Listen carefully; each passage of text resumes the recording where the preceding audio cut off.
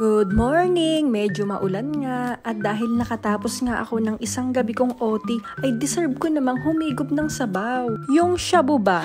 Yes! Shabu-shabu ang tawag sa hotpot dito. Kung ikaw ay ex-Taiwan o ikaw ay nandito ngayon. Relate ka ba na pumipila ka dito sa 6 all door? Kasi most of the time ang daming kumakain dito pero ka-open lang nito 11 AM. At hindi pricey ang mga pagkain dito. At makapag-order na nga at ibigay ko na to sa counter. Pwede ka namang magdagdag ko ano yung mga gusto mo. At ito yung mga unlimited nila, mga drinks, coffee. At meron rin silang green tea. At basta Pinoy, ang hilig natin diba sa rice? Anli sandok na yan. Ayan na, dumating na yung order ko.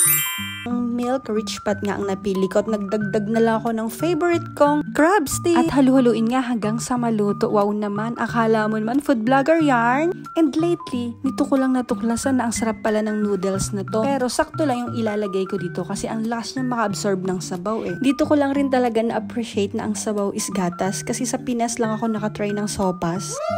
And personally, this is my favorite hotpot talaga. Kahit winter man o mapa summer. At ito na nga, deserve ko ngang humigop talaga ng sabaw. Oh, wow! Chenda how to. At napachungwon nga ako sa sarap. At dahil nga galing akong duty from night shift, naisipan kong mag-milk chocolate. Ano, kaya pa? Oo naman, kaya ko pa siyang i-partner sa caramel popcorn. Wow! Ito, satisfied talaga ako at naubos ko din naman yung aking order. At dito na tayo sa finale, ang ice cream na nakailang ulit-ulit akong bumalik kasi unlimited ulit yarn. Salamat sa pagsama sa aking food trip. Thank you for watching.